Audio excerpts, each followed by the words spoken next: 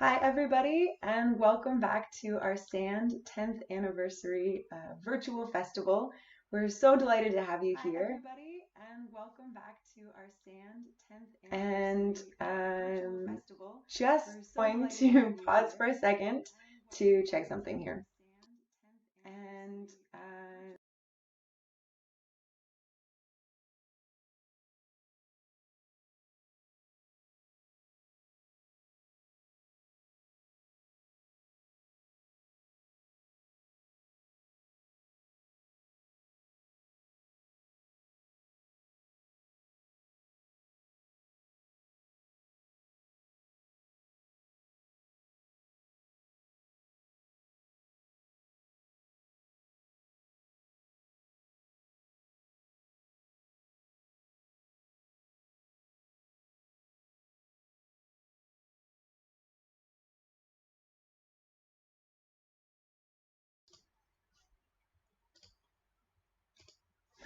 all right, sorry about that, everybody. But I think we're back now, and I'm very happy to be here, and I'm very happy to have all of you here with me.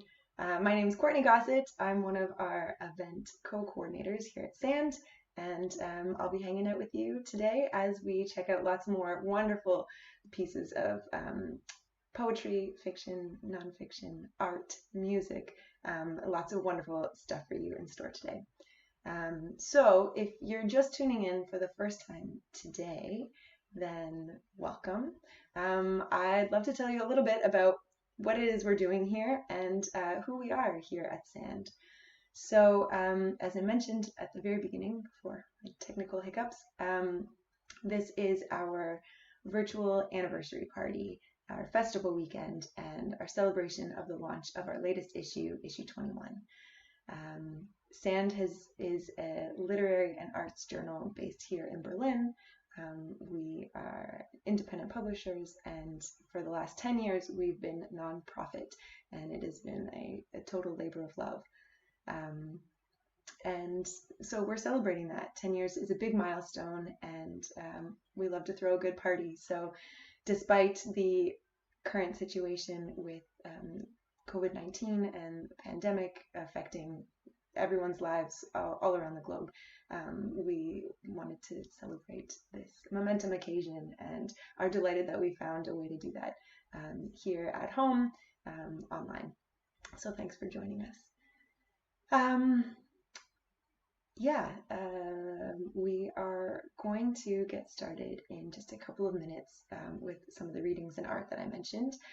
But first, I want to just give you a special reminder that this weekend, and this weekend only, we've got a fun challenge for all of you guys at home who are watching to submit a 10-word poem that you've written for a chance to win a voucher to our web shop at sandjournal.com.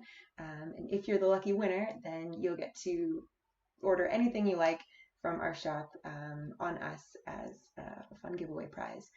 But you only have until the end of this session right here, right now, to submit your poems before we choose the winner. So head on over to sandjournal.com/live for the form where you can submit your poem, and we're really looking forward to reading them. And I'll be reading a few of the ones that have already been submitted over the course of this session.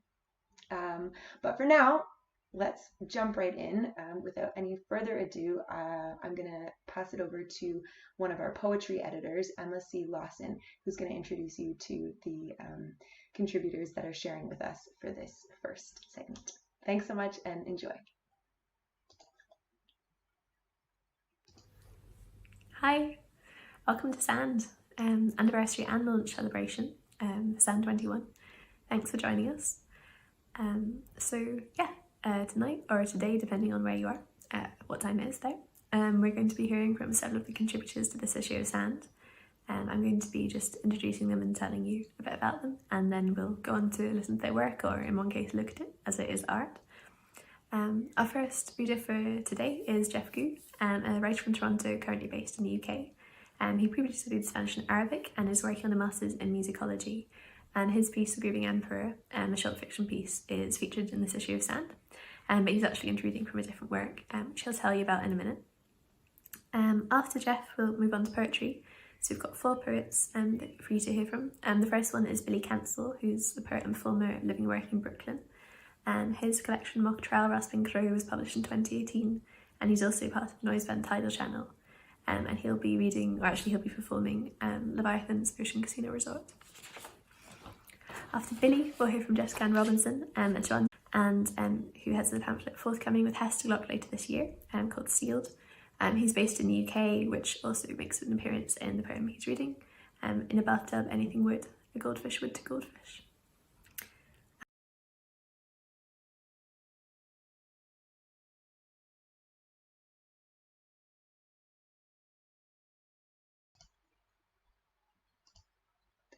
Hi everybody, sorry about that. We're just experiencing another little technical hiccup, but hopefully we've got it solved.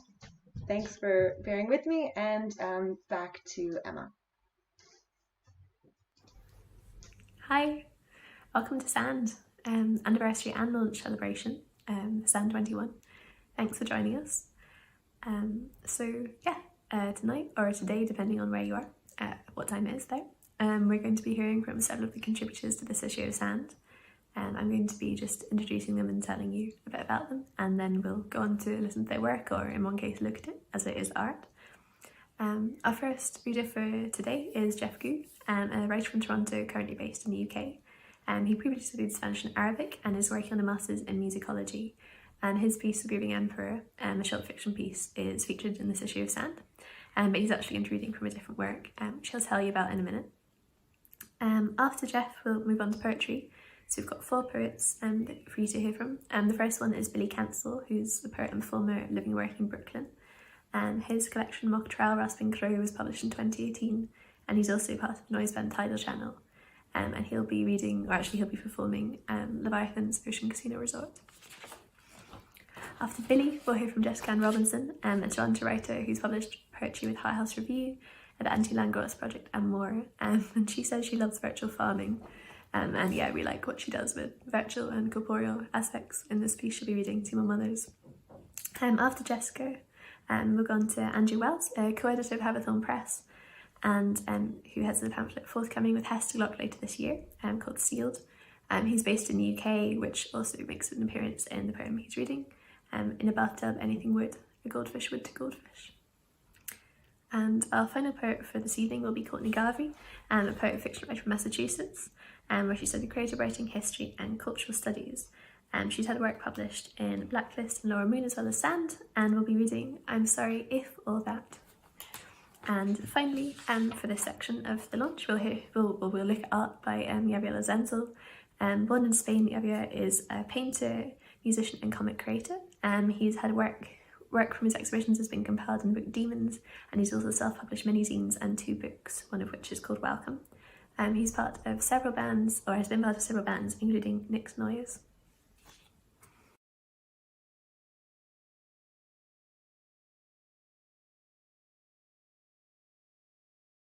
Hey everybody, this is Jeff. Since The Grieving Emperor works better as a visual piece showing the editing process of queer erasure from history, I'm going to read its companion piece titled Selective Commemoration. This add-on is actually mentioned in the suggested deletion in the footnote of The Grieving Emperor. Here it goes. Selective Commemoration. In Egypt also, Hadrian rebuilt the city named henceforth for Antinous. Antinous had been a favorite of the emperor and had died in Egypt, either by falling into the Nile, as Hadrian writes, or as the truth is, by being offered in sacrifice. For Hadrian was always very curious and employed divinations and incantations of all kinds. Accordingly, he honored Antinous either because of his love for his scribe or because the youth had voluntarily undertaken to die, it being necessary that a life should be surrendered freely for the accomplishment of the ends Hadrian had in view. This was done by building a city on the spot where Antinous had suffered this fate and naming it after him. Hadrian also set up statues, or rather sacred images, of Antinous practically all over the world. Finally, he declared that he had seen a star, which he took to be that of Antinous, and gladly lent an ear to the fictitious tales woven by his soothsayers to the effect that the star had really come into being from the spirit of Antinous and had then appeared for the first time. On this count, then, Hadrian became the object of some ridicule, and also because at the death of his sister Paulina, he had not immediately paid her any honor. An excerpt from the 1925 edition of Cassius Dio's Roman history. Thanks for listening, and a special thank you to the SAND team in these trying times. Take care, everyone.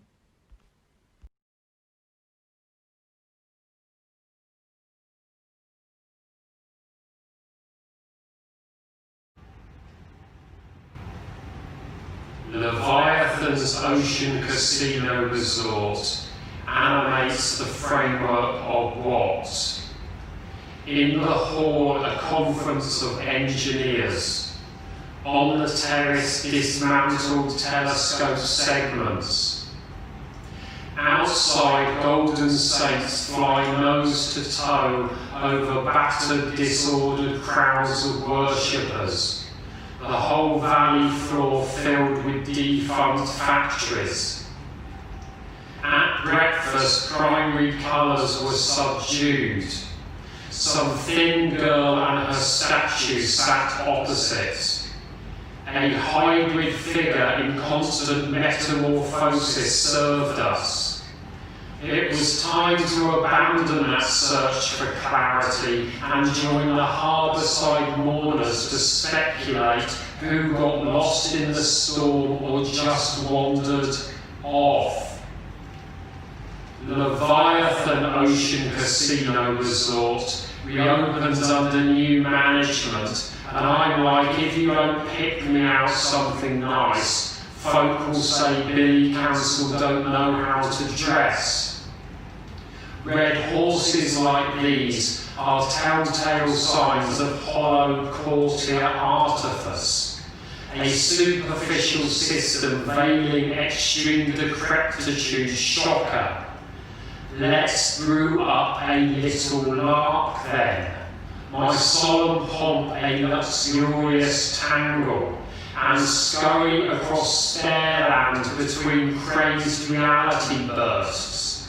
Because unlikely perilous future can only be accessed by water or horseback in the company of transgressors on the vinegar, right?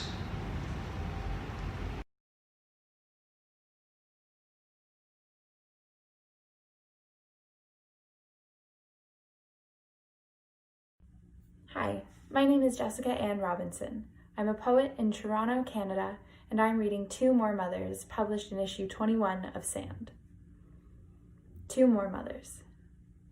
Leather boots peel skin from my heels, and I daydream rabbit teeth in decomposed fox, body decaying in GIF loop like we are just trying to reach out and touch our parents, like they are just people that we have come to know, swollen skin, and your two tattooed teeth on the outside of my wrist, out of season, this unwrapping, unworn.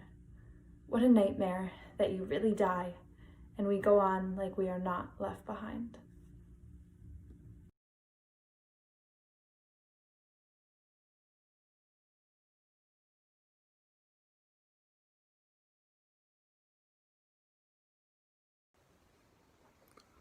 In a bathtub, anything would. A goldfish would to goldfish. Once upon a time, to goldfish was drowned in idioms and idiots, returning each night to the scene of the snack and bemoaning tallness and sea, as if, sorry I cannot hear, over me crumpling my legs, not over the desperation Britain is of crumpets and Darjeeling, if desperation sounds like it was a dead or deaf and stormy night. Who said it, not me, in which there is an ice cream man, statuette as in, barely qualifies as a person, as in, looks very sad lately. It's pretty late and pretty loud, for night has blurred migraines and brain freeze, as if there were a renewed understanding of apple sauce and applause. The world natters, about burnt apple fritters, Boston's sweet antique shops and sea. Sorry I cannot hear him over sounds of high-res photography in the dryer. Besides, he never learnt about polymers. Besides, he memorized them. Besides, I have no time for that. Memorized and burning. Somewhere, some years ago, or thereabouts, that other great conspiracy we have been passing through. I do not leave her car. It is not romantic of him. It's indicative of fauna and feathers. Quote, he took it in religiously. Dear to fly. Between gadfly and Chad lies the man, clutching handbags for dear life or dead life, or the next manifestation of abandonment issues. His joy and mastery. is of all things dead as a doornail or leather. In January, he thought often about hydrophobia. What happens when a foot becomes a sponge, becomes, the game is off today, lads. The game is off every day, in the greatest game of Groundhog Day. With it, pride and personality, and any inclination to jump or fall to the floor. In May, they will be allergic where they walk again. Thing is, this is applicable to every missed pitch, to every preposition known and I miss things, or begin, like winter tracksuits on good days.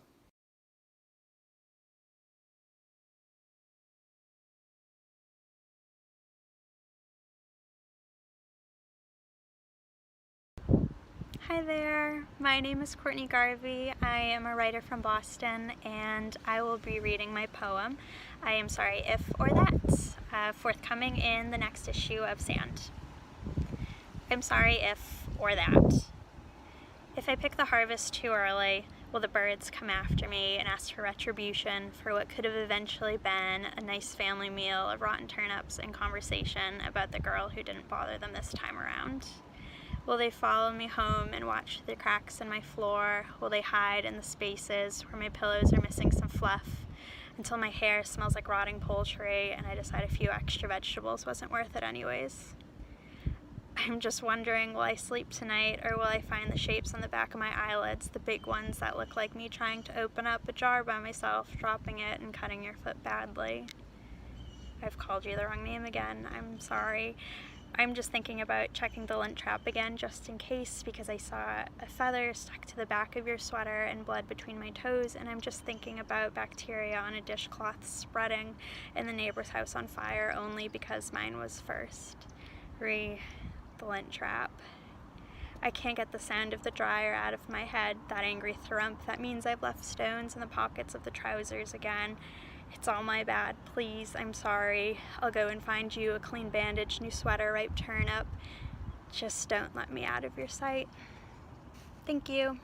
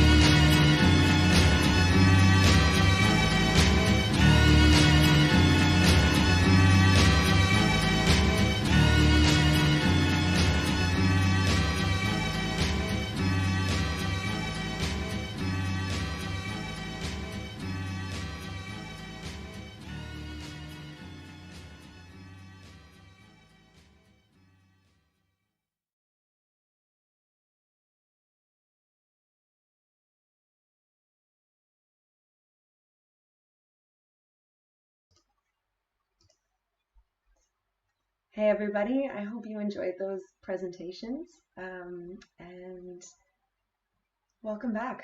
All of those wonderful artists and writers are contributors from our most recent, fresh onto the internet as a instantly downloadable PDF, and very soon fresh off the press, most recent issue number 21 of Sand. And the theme of the issue is archaeology, and we think that that really fits well with this milestone anniversary that we're celebrating right now of 10 years, because it's a really great chance for us as an organization, but also as a community, to take a look through the past and dig back through some of the layers and see what we can learn.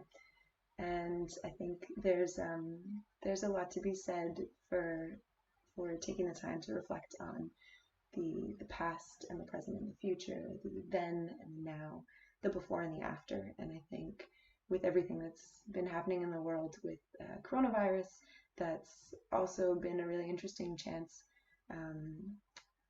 for people to also take a look at the before and the after, at the then and the now, and see what that makes us think about moving forward and moving into the future. And I can say as well, from my perspective as one of the event co-coordinators here at SAND, that before, we like to throw really good parties. We like to be all in the same space. We like to invite members of our community to come celebrate with us in person, and that was something really wonderful that initially we were really sad and disappointed that we wouldn't be able to do this year, at this time. But actually, we've been able to find a really lovely silver lining in taking this event online and being able to celebrate with so many more people, so many more of our contributors, so many more of our readers, so many more people within the SAND community that aren't based in Berlin, that are based all over the world. And we're really grateful that we have the chance to celebrate this momentous occasion with all of you all together. And I think that's something that we've really learned as a team about all of the different possibilities that are available to us. And this is something that we're definitely looking forward to continuing in some way, to continuing to connect and engage with our non-Berlin based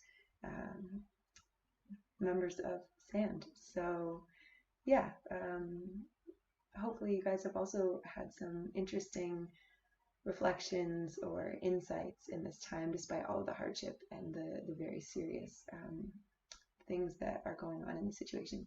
And feel free to write in the comments if there's anything that this makes you think about, or any reflections that you've had. But enough about that. Let's get on with the show, shall we? Before we do, I will just say that if you're enjoying what you're seeing and you want to find out more information, please head to our website at sandjournal.com, and there you can find links to our contributor bios to find out more about them. You can purchase your copy of issue 21 either as a PDF if you just can't wait to read more about what's inside, or you can pre-order your print copy, which we're really excited to have available. It should be available in July. All right. So up next, we've got a number of great pieces coming up, and our managing editor, Simone O'Donovan, was kind enough to write a little intro about these pieces that I'll share with you. So this is coming from Simone. For our final round of contributor video submissions, we begin with Casper Cammeraat, one of our issue 21 artists. As an artist, he gravitates towards people, landscapes, structures, and abstractions. And today we'll see pieces from two of his series that look at the movement of the present juxtaposed with the stillness of the past. Following art, we've got poetry. Scott Strom reads from his featured piece, To Do, as well as two unpublished pieces, and ends on a humorous note of a hungry Jesus disappointed by the closure of Five Guys. With a shift in tone, we'll then move ahead to Robin Gow's beautiful reading of their poem, depicting a very different kind of makeup tutorial, one that you definitely won't soon forget. Then we will travel to ancient Rome with poet Zophia McDougal as they muse on the Roman abstract units of measurement on a country lane. Next, we'll head to a Canaanite arch in the crossfire of the Israel-Palestine conflict with J.M. Parker, who reads his anthology piece, Day Trip, that was first featured in SAND issue 14. And finally, we will see and hear from Sinejan Buchina, one of our featured artists, who very eloquently explains the impact the lockdown has had on her artistic approach and her recent change in artistic processes, which is really beautiful. So I hope you enjoy the journey. Thanks so much, and here we go.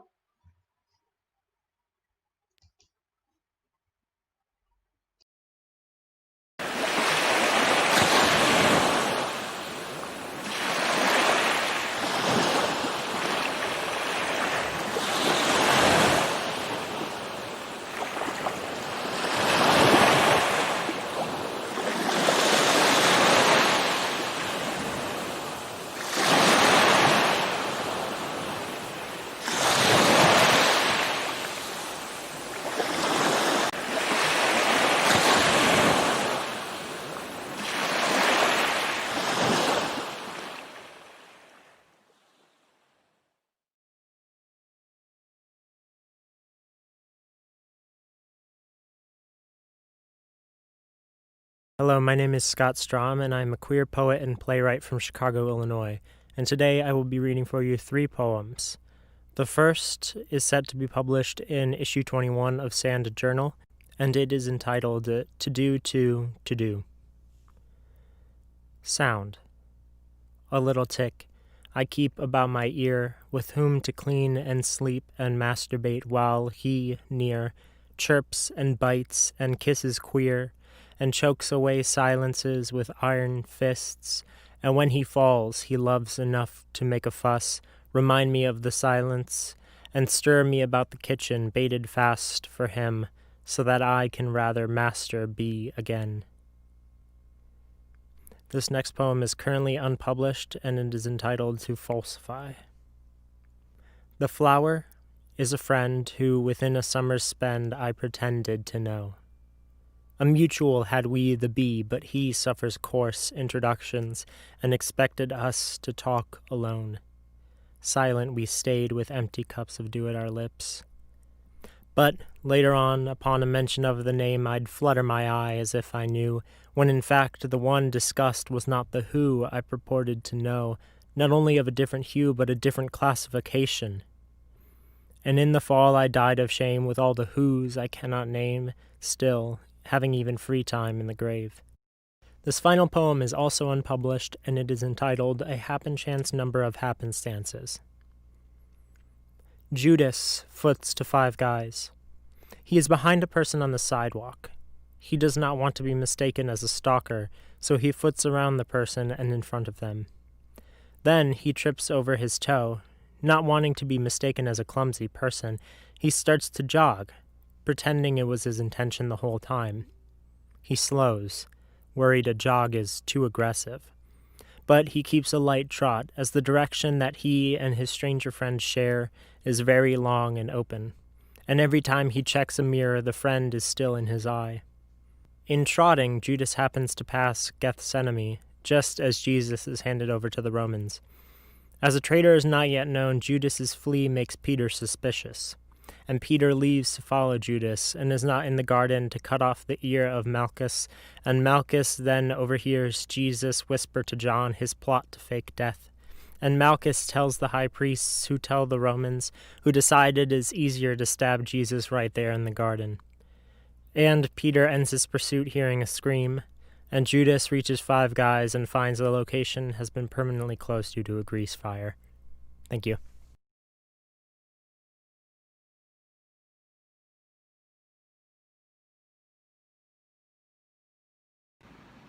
Hello there, this is Robin Gow, and I'm reading my poem, Makeup Tutorial 2, Drag Queen Makeup. Begin with the pocket knife, the one your father gave you in the hopes you would one day rip a fish from water and slice into its scales right there on the edge of the river.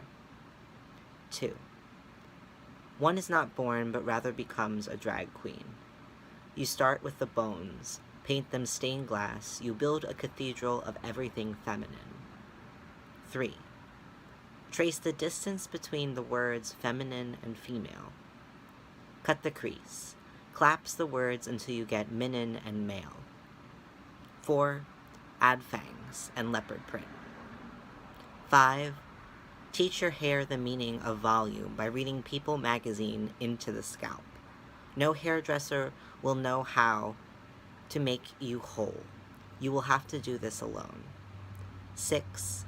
Blend until the makeup is part of the skin, and then blend the skin until it is part of the bone. 7. When I say beat your face, I don't mean it like you think I do. I mean this is a matter of truth and possibility. I mean carry the pocket knife. I mean kill the fish. Thank you.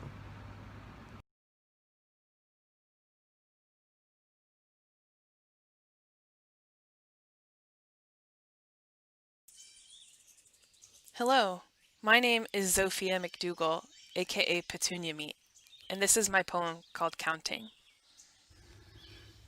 Okay, there are 5,280 feet in a mile, because the Romans were like, la la la, taking a stroll, talking about their muscles.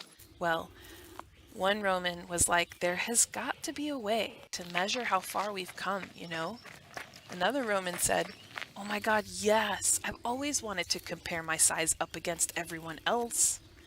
Then, both Romans looked around, only to find her knelt down riding mule pasum in the dirt.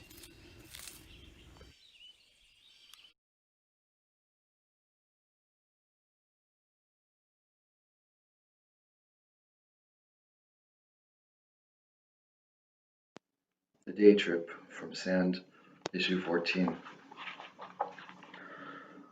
The air outside the car windows already has an early spring tone here, sun-warmed, but not yet fully soft, still vaguely fragile.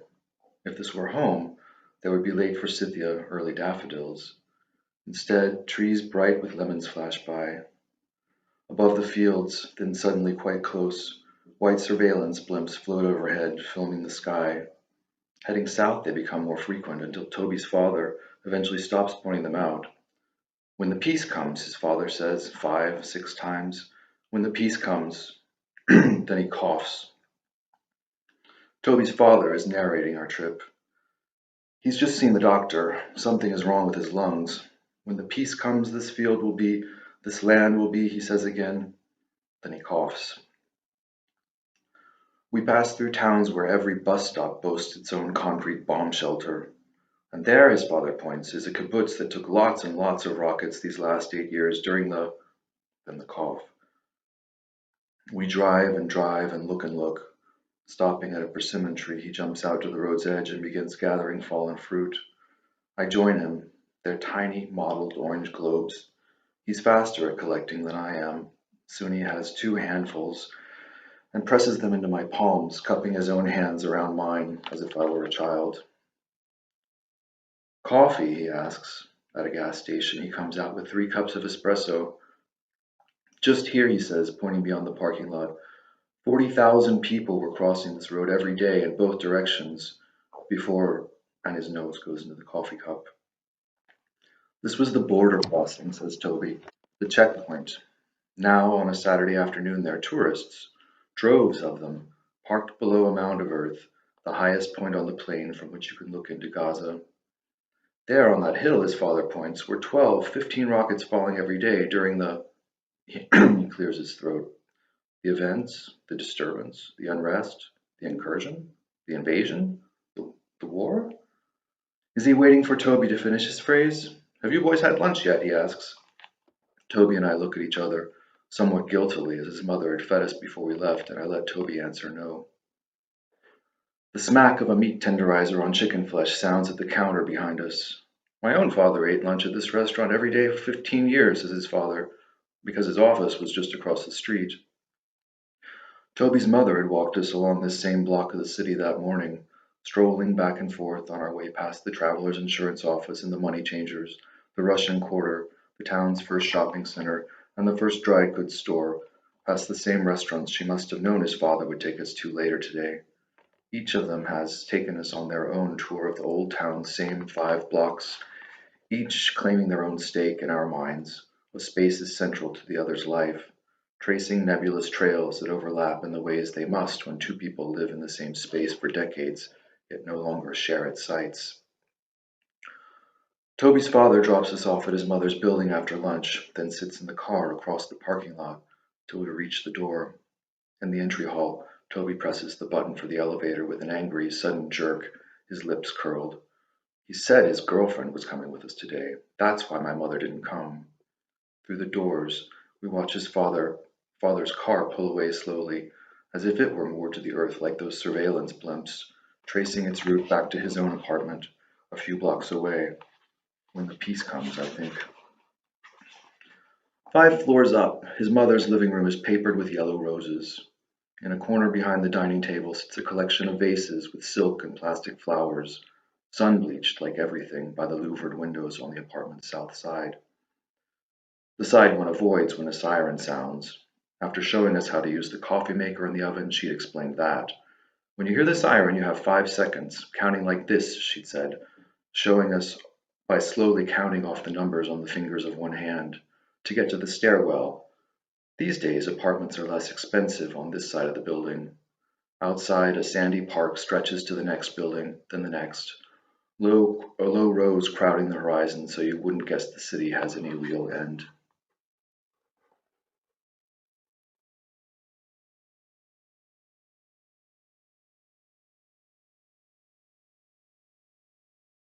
Hello, my name is Sinejan Buchina. I've been living in New York for a little over 6 years. I'm an artist interested in working and researching the subjects of identities, concepts of belonging, and lately in topographic and political mapping.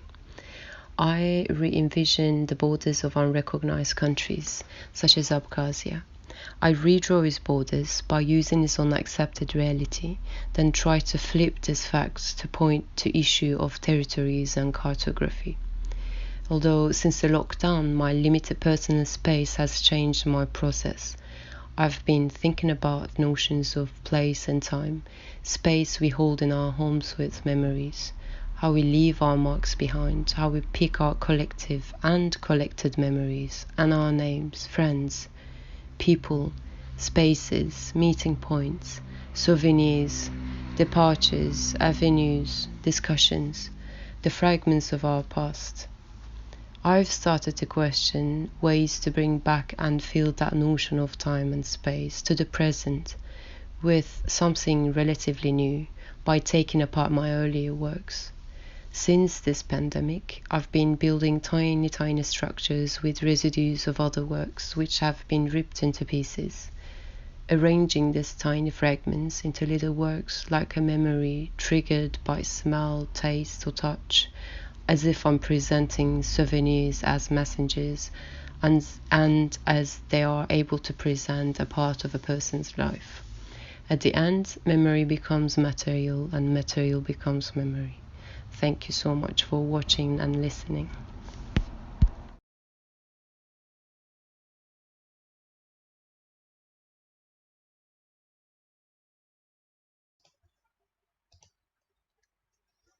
Hey everybody, I hope you enjoyed those lovely, lovely pieces.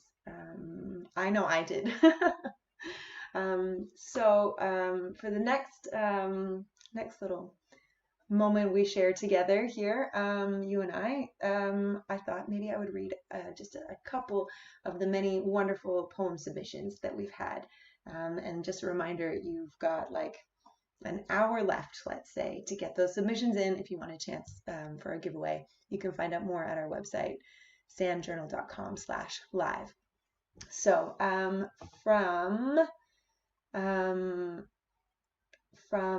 really sorry if I get these names wrong, but from Mahima Mangla, we have a poem that I personally can very much relate to. Sitting on his haunches, tentatively wagging his tail, it's love. And we have a section where anybody who gives us a poem can talk a little bit about their inspiration. And Mahima wrote, "My Siberian husky," with a little heart emoji. I feel you. That was lovely, thank you. And one other one that jumped out at me that I really liked is from Verena Prabala Joslin, and it says, "I've never seen flowers like her, adamant spring, breathing freedom." Thanks so much. We are really enjoying reading all of the contributions that you guys are sharing with us for this 10 words for 10 years poem competition. So keep them coming. You've got an hour left to go. Before we dive into our musical guest for today, I want to take this opportunity to give a shout out to some of our team members that don't get quite as much FaceTime or that are doing a lot of really wonderful, important work behind the scenes that we see, but that you guys out in the world don't always see, and we really, really appreciate. So first up, Dimitris Kikas. Oh my goodness, he is our designer, and he is the one that has made this issue just look so visually stunning, so aesthetically beautiful, right down to every little detail, just flowing from cover to cover and every page in between. And he's worked tirelessly to make it the beautiful object that it is. So thank you, Dimitris. I feel like they're a little bit of a dynamic duo, but Matthew Deary also works very closely with Dimitris as the final pieces of the issue are coming together as our editorial coordinator. He oversees the whole process and makes sure that all of the pieces come together and fit together the way they need to be. And he also just works tirelessly. Yeah, I can't say enough about the work that he does, and we're really grateful, Matt, for all of your efforts.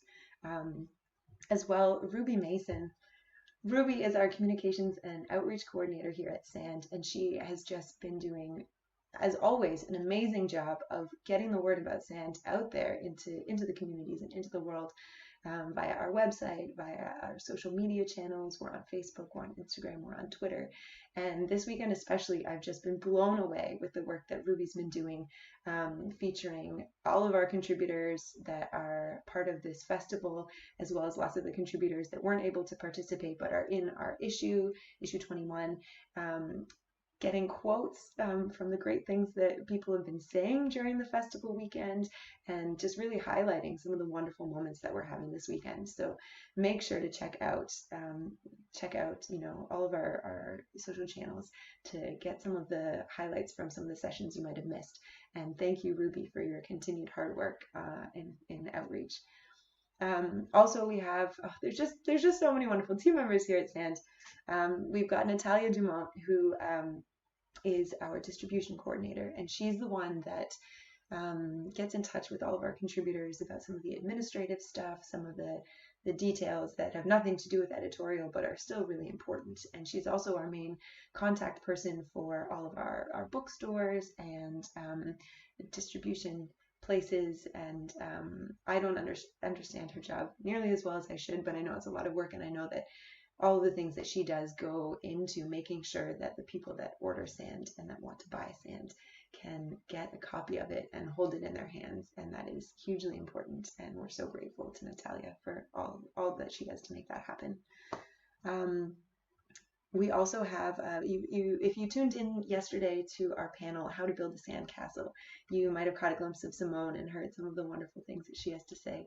Simone O'Donovan is our managing editor, and she works tirelessly as well on the inside to make sure that all of the internal processes that we have here at SAND are running smoothly and are well organized and are efficient, so that we have time as a team to dedicate to the things that really make SAND special. And she does a wonderful job of that as well. So thank you, Simone.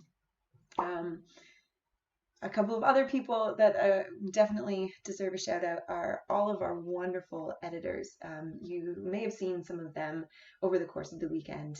They've been doing lovely introductions for some of the pieces, and you're going to see a lot more of them if you tune in later today, where we have a special feature with some of our editors in conversation with some select contributors. I'll tell you a little bit more about that later, but definitely stay tuned for that. Stick around for that.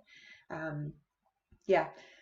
Ruhi, Melissa, Ashley, Krista, Emma, we're so grateful for all of you and all of the work you've done and the pieces that you've chosen and worked with the contributors on to just make them beautiful and bring them together to the wonderful issue that we have here with issue 21. And where would we be without our editor-in-chief, Jake Schneider? You guys have hopefully had lots of chances to see Jake over the course of the weekend, as he has been not only our editor-in-chief, but our wonderful MC yesterday and on Friday, just doing an amazing job of guiding us through all the great stuff we have planned with our program this weekend. And as well, he has edited a number of pieces of content and made sure that things were running really smoothly on the technical side, which was not at all his job, but which he really just jumped in with both feet on. And yeah, I cannot thank Jake enough for just being able to offer that, to make this festival what it was from the technical standpoint, among all the other amazing things that he does to keep SAND running the way it does and publishing the work that it does. And last but not least, I hope I haven't missed anybody, but last but not least, I have to give a really big shout out to my partner in crime, Nadia, who has just been absolutely amazing bringing this festival together with us. And she is currently sort of stuck in Melbourne, Australia, and has still been up at all hours of the day working on this project to bring it to life. And so many of the wonderful ideas that you've been getting to see and be a part of with this program this weekend are all thanks to her. So Nadia, big love. I miss you and I'm excited to see you, and thank you so much. So I hope that wasn't too much of a love fest for all of you guys, but it really is a wonderful team that I am so grateful and lucky to be a part of, and the love is real. So yeah, thank you so much to everybody that's been working on this, and you know who you are. All right, then moving right along, I'm really excited that we have another musical guest with us for today, and we've got Landers.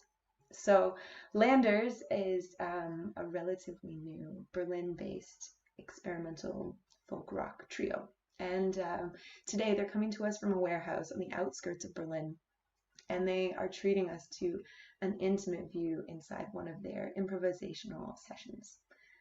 We'll get the chance to watch and listen as they explore their sound together, playing with rhythms, redefining the known, and really getting caught in a state of flow. The trio is made up of Christopher Cole-Morin, Paul Brighting, and Max von der Goltz, and they came together as Landers in early 2019. Their process is a collaborative one and really free, and they leave themselves lots of room to experiment, and they end up creating pieces that are truthful, vivid, and all of their own. So with their curiosity and playfulness, with their craft and skill, and lucky for us with our 10th anniversary here at Sand in mind, they've created a live moment for us to share. Landers offers up a raw and powerful ode to the now, its beauty and vulnerability, and it reminds us how to rediscover the present. This is Landers. Enjoy.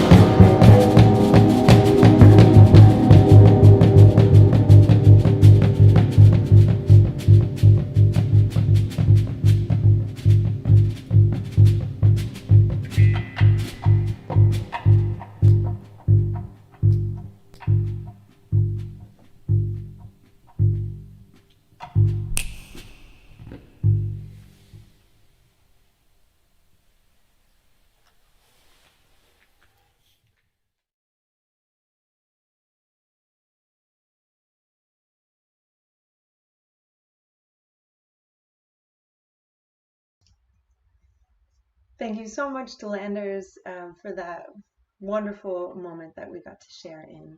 And if you want to find out more about them, you can find them on Instagram at Landers site or on Bandcamp, Spotify, SoundCloud, all those great features.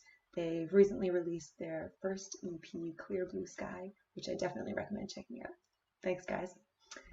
So that just about wraps up this session for today. And but we're not done quite yet. We've got one final session coming to you guys in just over an hour and a half from now, which will be some of our lovely editors in conversation with a handful of contributors talking about the pieces that they worked on, the process, all kinds of really interesting topics. I don't want to give away too much, but I definitely encourage you to stick around and stay tuned. We've got poetry editor Krista Siglin with poet Rukmini Kalamangalam. Sorry if I've messed up your name. Then we've got art editor Rui Amin with our cover artist Morgan Stokes. And then we have our prose editors Ashley Moore and Melissa Richer with Mexican author Carla Marufo Huchin and literary translator Allison A. DeFries. So definitely stick around for those. And after those interesting, really engaging conversations, we'll be having a Q&A with our editors, and our communication and outreach coordinator Ruby will be moderating to answer some of the questions that have been submitted in the last few days from the community, all about submissions and how to get work published. So definitely stick around for that. And as I've already mentioned, if you want to find out more about our journal, Sand, if you want to pre-order or buy issue 21, or if you want to make a donation, we'd really appreciate it. This is a labor of love and every donation helps.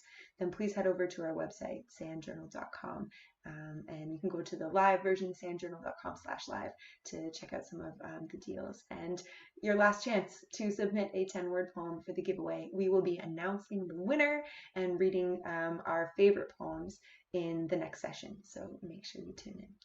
All right, thanks so much for joining us, and see you after the break.